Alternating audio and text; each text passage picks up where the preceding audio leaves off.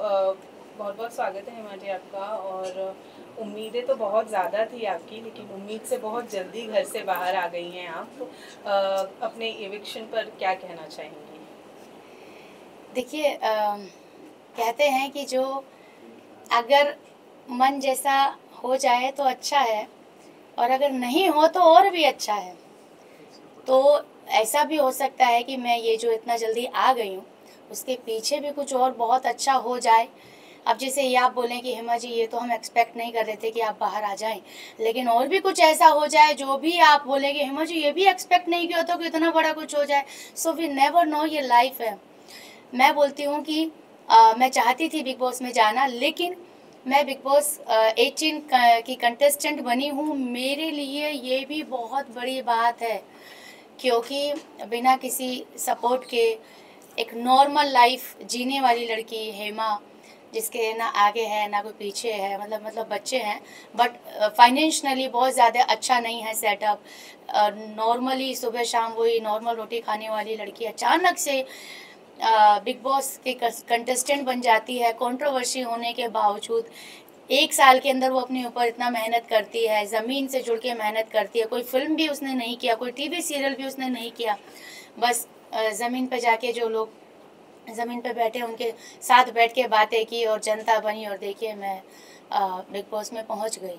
तो ये भी तो एक अचीवमेंट है ना, कि जो मैंने मेहनत की वो रंग लेकर आई। जिनके साथ में थी, जिनके साथ में पार्टिसिपेट करी थी, और बाकी जो कंटेस्टेंट थे वो सब टीवी आर्टिस्ट थे, तो मैं थी, रजत थे। तो हमारे जैसे जो लोग हैं वो हम जो पहुंचते हैं अपनी लाइफ की कहानी के साथ पहुंचते हैं, ना कि हम इस टीवी सीरियल का फेस है या हम इस फिल्म का फेस है।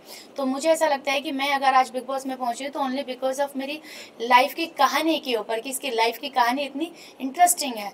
तो मैं भैया खुश हूँ, आई एम हैप्पी कि मैं वहाँ गई। 12 दिन, एक दिन जाते हैं बिग बॉस के घर में, वो भी झंडा गाड़ते हैं, लिख देते हैं कि भैया एक दिन में रह के आए। मैं 12 दिन रह के आई हूँ, एक एक चीज़ें देखी हैं, साफ भी करके आई हैं टॉयलेट, ऐसी बात नहीं है। हेमा जी, आपने जब कंट्रोवर्सी आपकी क्रिएट हुई थी, तभी आपने कहा था हाँ मनीषा रानी जैसे लोग जा रहे हैं, मुझे कोई दिलचस्पी नहीं है बिग बॉस में जाने की। लेकिन अब जब आपको अपॉर्चुनिटी मिली थी तब आपने हाँ क्यों कहा, जब आपने पहले मना किया था कि आपको नहीं जाने में इंटरेस्ट है। इसी कंट्रोवर्सी को लेकर मैं और जोड़ना चाहूंगी कि आपने सलमान खान को लेकर भी बहुत सारी नेगेटिव चीजें कही थी। तो फिर ये अपॉर्चुनिटी कैसे? यस, देखिए ऐसा है कि OTT 3 के लिए मेरी बात चली थी, जो अनिल कपूर जी कर रहे थे, और उसमें भी इसलिए गई थी कि चलो भैया उसमें सलमान जी नहीं कर रहे तो क्या पता मेरा हो जाए। तो मैं जब गई तो वहाँ पे उनको लगाया लड़की के अंदर दम है, इसको OTT के लिए नहीं रखते हैं, इसको कलर्स के लिए रखते हैं। ये बात है मई की। मई से मेरा जो सफ़र रहा है पूरे 6 महीने रहा है, और 6 महीने में हमेशा मैंने, जब भी मैं इंटरव्यू के लिए गई, कभी भी किसी को निराश नहीं किया। दूसरी बात, मनीषा रानी की, आई थिंक मनीषा रानी के बारे में मैंने अगर कभी बोला हो, क्योंकि मनीषा से मेरी कोई पर्सनली दुश्मनी नहीं है, मैं मिली भी नहीं हूँ सामने से, और मुझे पता भी नहीं वो क्या करती हैं। मतलब करती थी, अभी तो भगवान की कृपा से she is doing really good. Manisha के ऊपर कभी मैंने अगर बोला हो तो मेरे को सोच में मैं पड़ जाऊंगी कि मैंने क्यों बोला होगा। रही बात सर की, सलमान सर की, तो भैया उनसे तो मैं मिलना चाहती थी, इसी चक्कर में तो दबंग 3 कर ली हमने, और फिर भी नहीं मिले। लेकिन भैया क्या करे, प्यार इतना, सम्मान इतना है, और बिग बॉस में जाना है, अपनी कहानी बतानी है। तो big boss biggest reality show है, तो जब कुछ करना है तो बिगेस्ट ही करते हैं। अब बिगेस्ट में भाईजान भी आ जाते हैं, हमने तो अनिल कपूर जी वाला किया था, हम तो डर भी रहते कि हमारा तो होगा भी नहीं। लेकिन जब आपकी नीयत साफ़ होती है, जब आप मेहनत करते हैं, ईमानदार होते हैं, तो वो चीज़ मिल जाती है। हम तो बात सेल्फी के कर रहे थे, हम तो बराबर में खड़े होकर बातचीत करके आए हैं, हम तो रह के आए हैं और हिस्ट्री बना दी है। तो जो आपने बात बोली है वो प्री प्लानिंग कुछ भी नहीं था। आज अब मेरा इंटरव्यू ले रहे हैं, अब मैं यहाँ पे किसी और का नाम बोल दूँ तो भैया वही अपलोड हो जाएगा, फिर कभी जब दोबारा इंटरव्यू होगा तो उसके शख्स के बारे में बोला जाएगा। तो वो इंटरव्यू भी वैसे ही था, वीडियो थी वायरल भाभी की बात की, लेकिन वहाँ पे जिक्र आ गया दबंग 3 का, और वो किस्से का, और हमने बता दी हकीकत जो हुआ था। उसमें हमारे आँख में से आंसू भी निकल गए, वो अपलोड हो गया, तहलका मच गया। तो हमको तो ये बोला था कि अब तुम्हारा करियर खत्म। मैंने बोला था, मैंने कहा भैया करियर मेरा सलमान खान ही बनाएंगे। और उस बीच में मैंने कोई काम नहीं किया। लेकिन आपने उस इंटरव्यू में आपने कहा था कि उनके बाउंसर्स ने मिलने हाँ, नहीं दिया। हाँ, तो जो अभी आप अंदर थे बिग बॉस में, तो आपने सलमान से बात शेयर किया। हाँ, नहीं की ना, क्योंकि सलमान जी ने पूछी नहीं। तो जब सलमान जी ने पूछी नहीं तो मैं होती कौन हूँ ये बात सामने से रखने वाली। सलमान जी को तो जब मैंने बोला मैंने दबंग 3 की है तो उन्होंने बोला अच्छा दबंग 3 किया आपने। तो जब उनको यही नहीं पता तो वो मुद्दा क्या पता होगा। लेकिन आपको लगता है कि आपने जो एक्सपेक्ट किया था वही आपके साथ स्टेज पर हुआ, आपके साथ जस्टिफाई हुआ? आपको लगता है प्रीमियर वाले एपिसोड में आपके साथ जस्टिफाई हुआ? आपने जो बाहर बातें की थी कि सलमान खान आपसे बात नहीं कर रहे, मिले नहीं, ये नहीं हुआ, वो नहीं हुआ, लेकिन हमें एज अ व्यूअर हमें नहीं लगा कि आपकी बातों को सुना भी गया है वहाँ पर, लेकिन आपको क्या लगा हुआ वहाँ पर आपके साथ जस्टिफाई हुआ स्टेज पर? हाँ, मुझे ऐसा लगता है सलमान जी मेरी जो बातें मैं कह रही थी बराबर सुन रहे थे। इसी चक्कर में तो उन्होंने मुझे पूछा कि अच्छा ये बताइए आपका नाम क्या है, आप हैं कहाँ से। फिर उन्होंने शादी वाली बात भी मेरी पूरी बराबर से सुनी है। तो उन्होंने पूरा अटेंशन दिया है। बात यहाँ तक की आई है कि आप तो बड़ी सुंदर है, आप कैसे बोलती हैं। तो आई थिंक मेरा इंट्रोडक्शन बहुत अच्छे से हुआ था। क्लिप क्या गई है इंट्रोडक्शन में मुझे पता नहीं, वो मैंने देखी भी नहीं है। मैंने उनके साथ डांस भी किया, मतलब मैंने बोले तो उन्होंने मुझे पूछा वायरल भाभी बन के जा रही है, आप वायरल भाभी क्यों हैं। तो मैंने बताया। अच्छा अब बात बच्चे की आती है, फैमिली मेंबर कौन है, कहाँ से हैं आप, सारी बातें आई हैं। अच्छा खासा मेरा इवन मेरी सिंगल एंट्री हुई है जबकि 2-2 लोगों की हुई थी। बट आई एम ब्लेस्ड कि मेरे अकेले की हुई है। मैंने क्या वायरल भाभी बन के क्या क्या करेंगे, अंदर खाना बनाएंगे तो कैसे करके दिखाइए, मैंने करके दिखाया। झाड़ू लगाएंगे तो कैसे करेंगे, करके दिखाइए। अच्छा जिम करेंगे साड़ी पहन के तो करके दिखाइए। I did everything and he was very happy. और बहुत लंबा कॉन्वर्सेशन हुआ। और इवन यहाँ तक भी हुआ कि मैंने बोला कि हाँ कि मैंने सुना आप लक्ष्मी हैं, आपके पैर लक्ष्मी है। मैंने कहा हाँ ऐसा बोलता है। फिर मैंने अपने पापा की स्टोरी सुनाई, ये सब वो सब बोले अच्छा ओके। उनको कुछ मान आप मैंने सुना आप हेमा मालिनी जी के आपको पसंद है हेमा मालिनी, आपके कहीं मैंने इंटरव्यू में सुना था। तो मैंने कहा मेरा नाम भी Hema, so thank you to my parents कि उन्होंने मेरा ही नाम हेमा रखा। तो बड़े खुश हुए। तो मेरा बहुत लंबा कॉन्वर्सेशन उनके साथ हुआ है इंट्रोडक्शन इस पे स्टेज पे। बट ये वाली बात कहीं नहीं हुई कंट्रोवर्सी वाली। जब अगर वो पूछते तो मैंने जिस कॉन्फिडेंस के साथ ये बातें बताई हैं मैं वो भी बताती कि सर मैं सिर्फ आपसे मिलना चाहती थी। मतलब ये है कि सलमान सर तक जो बात पहुंचती है, मतलब उनको पता ही नहीं था। और कहीं ना कहीं आपको भी ये लगा कि सलमान खान की इमेज को लेके आप, मतलब आपको लगा कि गलत है सलमान खान की। सलमान जी खान जी की इमेज को लेके मैंने कभी किया ही नहीं। उनके जो आसपास रहते हैं उनके बारे में मैंने हमेशा बोला। सलमान जी को मैंने कभी सलमान जी मैं तो ना सलमान जी ने मेरे को धक्का मारा। ये तो फिर जब थंबनेल बनते हैं तो भैया फिर गर्दन यहाँ सलमान जी का एक थंबनेल लगाया हुआ है, उनके हाथ में तलवारें मेरी गर्दन है। बताओ भैया इतना खतरनाक कर दिया तुमने कांड। उसको देख के मैं डर गई कि बताओ यार खौफ सलमान खान। और भैया मगर सही से लगा लेता यार। तो चीजें आपको पता है कैसे निकलती है, क्या बोलते हैं और क्या निकल के आती है। अच्छा बिग बॉस जर्नी की अगर मैं बात करूं तो आपको लगता है जिस तरीके की पर्सनालिटी आप है जो अभी तक हम जान पाए हैं, अगर आप इंडिविजुअल गेम खेलती तो शायद अभी तक घर में टिकी रहती, भेड़ चाल में चलने की वजह से आप जल्दी घर से बाहर आ गई हैं? नहीं भेड़ चाल तो मैंने कभी चली नहीं, क्योंकि मैंने कभी इधर की उधर की नहीं। मैं इसके साथ बैठी इसकी सुनी, इसके साथ बैठी इसकी सुनी, अरे भैया इसको भी खाने की पड़ी है, इसको भी खाने की पड़ी है। और वहाँ पे ना ग्रुप बना लिया।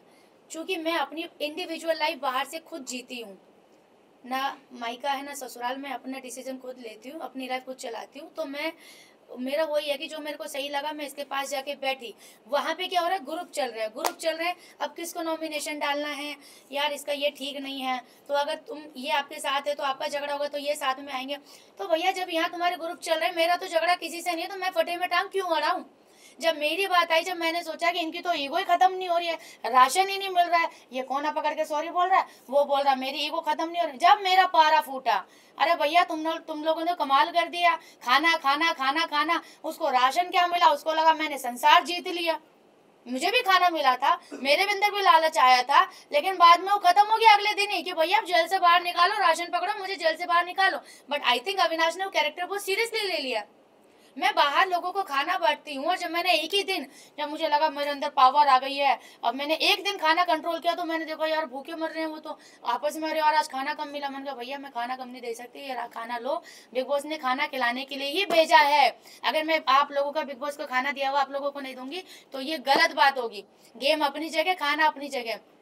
तो मैंने मन का आज क्या बनाना है, राजमा, हाँ भैया राजमा लो। तो फिर जब चाहत को खाना बनाने नहीं दिया जा रहा था तब आपने आवाज क्यों नहीं उठाई? अब मैं इसकी बात बताती हूँ, क्योंकि अविनाश के पास मैं और चाहत खड़े थे और ये अविनाश ने प्रवोक किया चाहत को। चाहत के दिमाग में नहीं आया ये ब्रिलियंट आइडिया, मैं आपको बता देती हूँ। चाहत ने बोला मैं आप दोनों को खाना देता हूँ, 1 किलो आटा में आधा पैकेट देता हूँ, 3 रोटी तेरी 3 रोटी इसकी, आलू देता हूँ, सब्जी बनाओ, ये रही गैस, किसी के बाप में हिम्मत नहीं है कोई अगर रोक ले।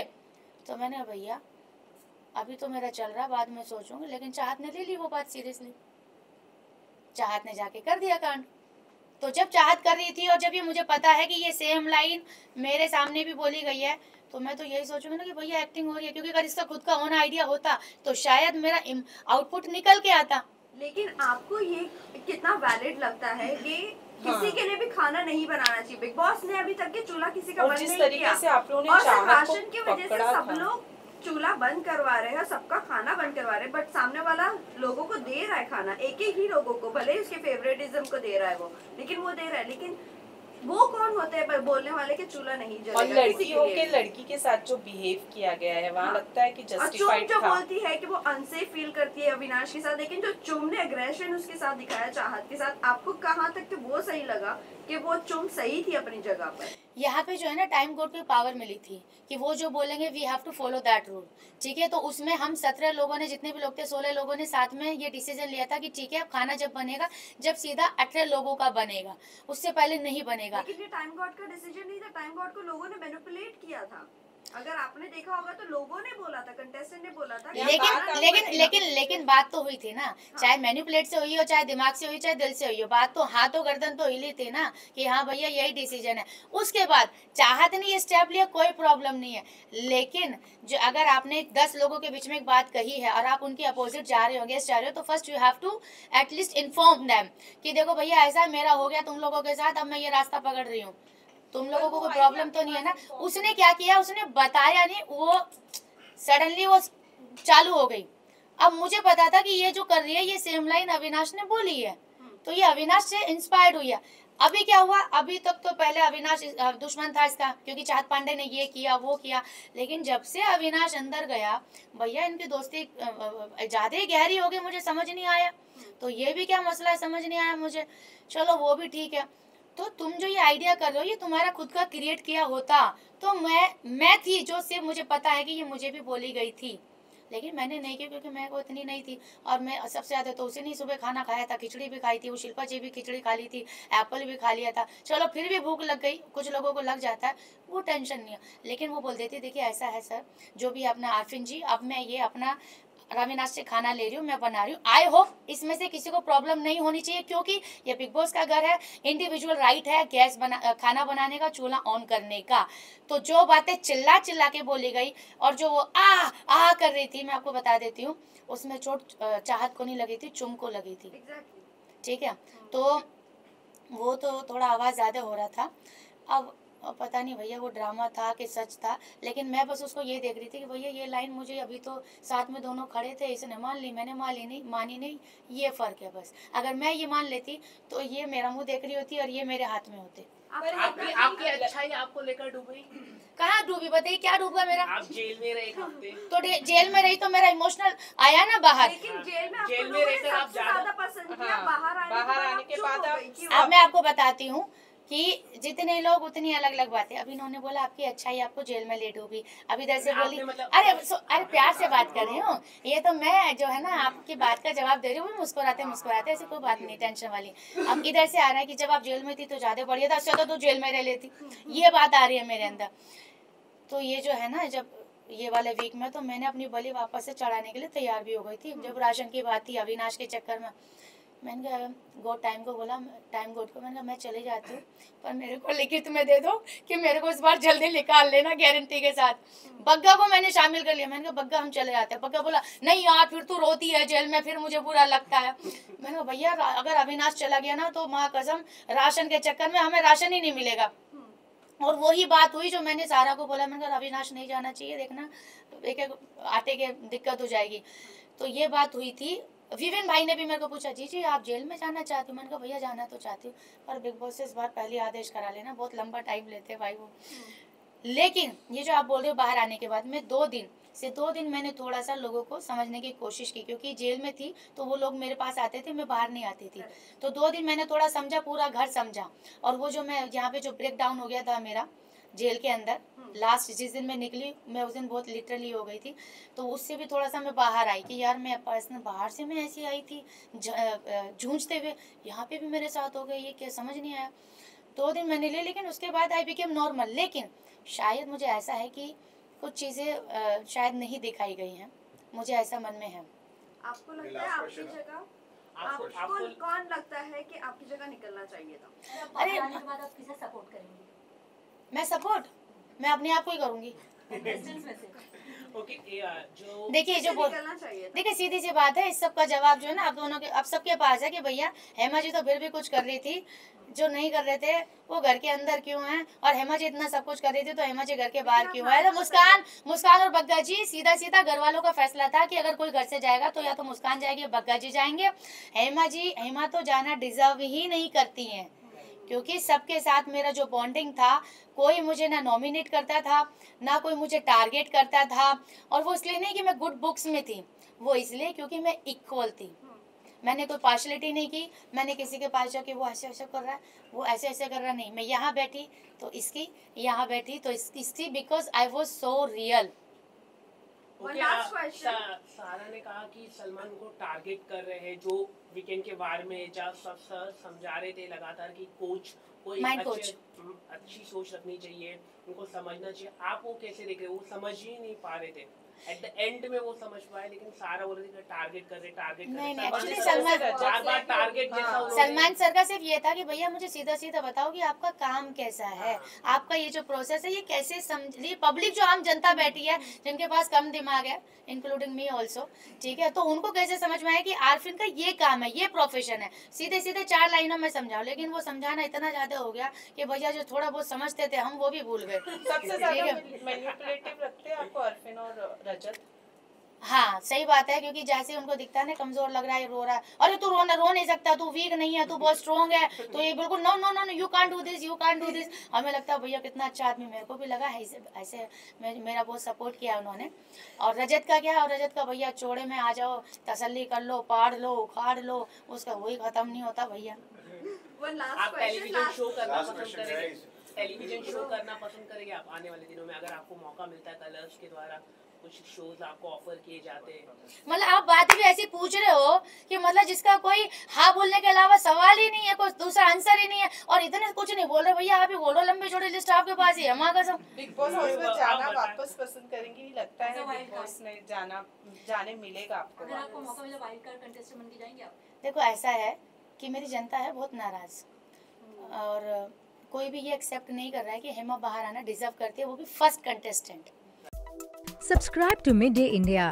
Get direct notifications on all our videos by clicking on the bell icon.